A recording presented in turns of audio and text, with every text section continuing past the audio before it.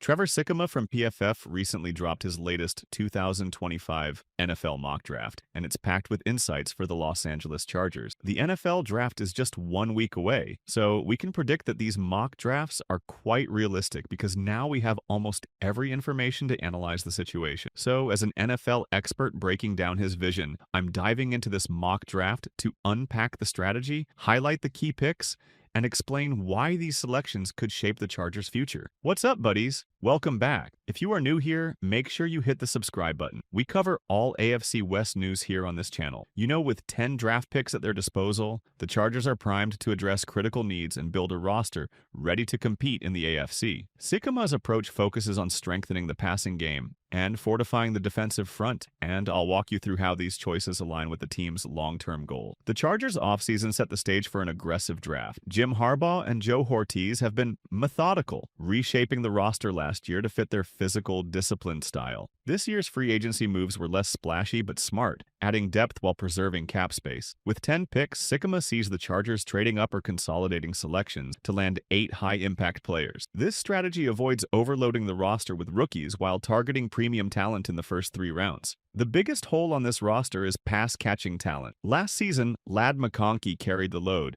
but the offense lacked consistent options around him. Quentin Johnston had moments, like his big game against the Raiders, but struggled against top defenses like Houston's secondary. Sikkema views Johnston as a reliable wide receiver 3, not the star they hoped for. The tight end position also needs a playmaker, making a receiver or tight end a must in the early rounds. In the first round at pick 22, Sikkema selects Walter Nolen, the defensive tackle from Ole Miss. Nolen's a force. His run-stopping ability earned elite PFF grades, and his raw power overwhelms blocker. At just 21, his pass rush skills are still developing, but the upside is massive. Sikkema sees Nolen as a cornerstone for the Chargers' odd front scheme, clogging lanes and freeing up edge rushers like Khalil Mack. This pick strengthens the trenches, a Harbaugh priority, and sets the tone for a physical defense. Another player Sikkema considered here was Kenneth Grant from Michigan. Grant's a space eater with quick feet, ideal for handling double teams and collapsing pocket. While Nolen's explosiveness gives him the edge, Grant would have been a great fit too,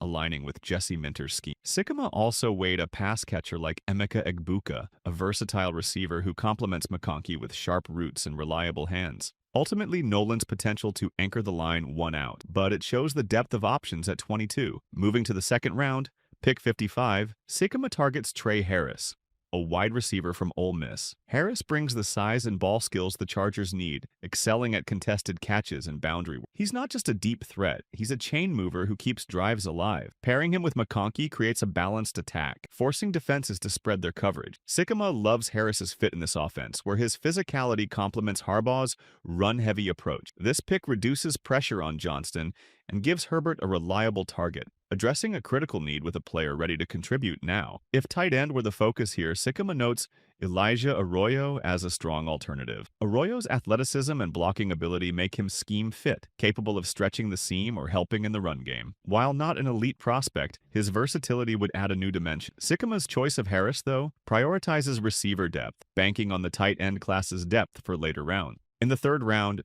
Sikkema goes with Fannin Jr, a tight end who brings mismatch potential. Fannin's a fluid receiver who exploits linebackers and safeties, though his blocking needs refinement. Sikkema sees him as a developmental piece with starter upside, especially in 2 tight end sets. This pick rounds out the passing game, giving Herbert a target over the middle to complement Harris and McConkey. Fannin's value lies in his ability to create big plays, addressing a gap that's lingered since Hunter Henry left. Defensively, Sikkema also considers a corner like Billy Bowman in this range. Bowman's ability to play slot, safety, or special teams adds flexibility to a secondary leaning on Derwin James's versatility. While veterans like Benjamin St-Juste provide stability, Bowman's playmaking would ensure depth. Sikkema sticks with Fannin for offensive upside, but Bowman's a reminder of the secondary's long-term need. In the fourth round, Sikkema selects Kyle Monangai, a running back built for Harbaugh's system. Monangai's toughness and pass protection skills make him an instant fit behind Najee Harris and Hassan Haskins. He's not a speedster, but his ability to grind out yards and handle third downs adds depth. Sikkema values his readiness, seeing him as a plug-and-play option who thrives in Greg Roman's ground-and-pound attack. Back on defense, Sikkema picks Ty Robinson, a defensive lineman from Nebraska, in the next round. Robinson's size and explosiveness make him a run-stuffing force, though his pass rush skills are raw. Paired with Nolen, He deepened the rotation, wearing down opponents in the trenches. Sikkema likes Robinson's versatility, able to play nose or three technique, making him a perfect complement to the first-round investment. In the later rounds, Sikkema takes swings on high-upside players. Thornton Jr., a wide receiver with blazing speed, is a developmental pick with WR4 potential. His athletic flashes could earn him a rotational role soon. At corner, Zah Frazier from UTSA is a raw but intriguing prospect, long and explosive, with Tariq Woolen-like traits. With coaching, he could be a steal. Jake Majors, a center,